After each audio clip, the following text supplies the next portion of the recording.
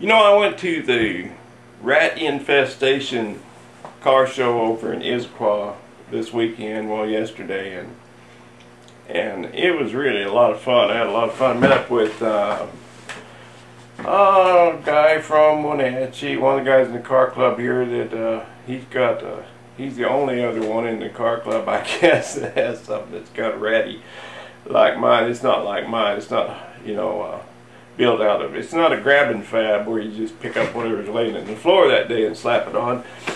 But it's kind of rustic, and so he showed up over there, and we got to visit a little bit and look at some stuff. And then another YouTube friend of mine that I had not met before, Novelist 10, he's not near as scary in person as he is on the videos. But he's got Skullworks over there somewhere around Tacoma, I guess, and we just had a hoot, you know, walking around looking at all this stuff. Oh, look at that! Look how he did that! Look at the way they did this. This is cool, you know. And, good stuff. But I noticed a big difference in that car show and most of the car shows around here locally. I guess there's only one way to say it. A lot of people around here don't like my hot rod, and they kind of frown upon it and look down on it. A lot of people do like it because it's different, I guess, or because they just never seen anything like it before. But it don't fit in with the $100,000 Trailer Queens and all the classic cars. It just doesn't play well with others. And I got nothing against Trailer Queens and classic cars.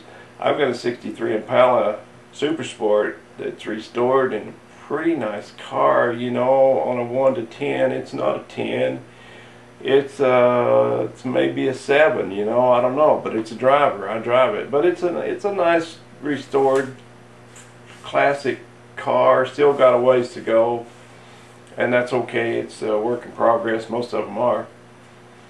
But I like classic cars, and I've got some friends and clients that I work for. Got a whole warehouse full of muscle cars out of the '60s, and I love those things, you know. But it's a different hobby.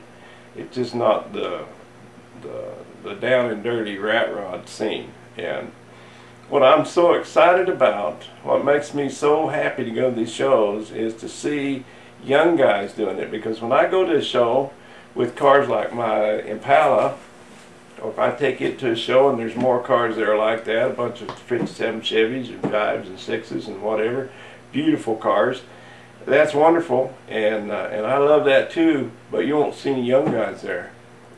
They can't afford that, and wouldn't do it if they could, most of them. And so it was exciting for me to go to this show and see all these young kids out there doing this, and that's what's bringing them in, is this rat rod thing. That's because they can't fit into this other thing, and so it was a great deal. But what I liked about it was, you know, I had a lady say something one night at the car show to me when I was leaving. She said, "We'll look for you on the way home," broke down on the road, you know, and I don't pay attention to that stuff, you know. I don't care. I didn't build it for her. I built it to drive. Like R-Peak said about his rod, you don't want to drive this, and I do, you know, and that's the difference. But anyway, what I noticed over there was, I don't know how many times I heard somebody watch a car pull in, and a video car pull in, and they get it parked, and they go, "Whew, can't believe I made it." Can't believe it didn't break down. Oh, it got hot on me, you know. And that's how it is. That's the real world.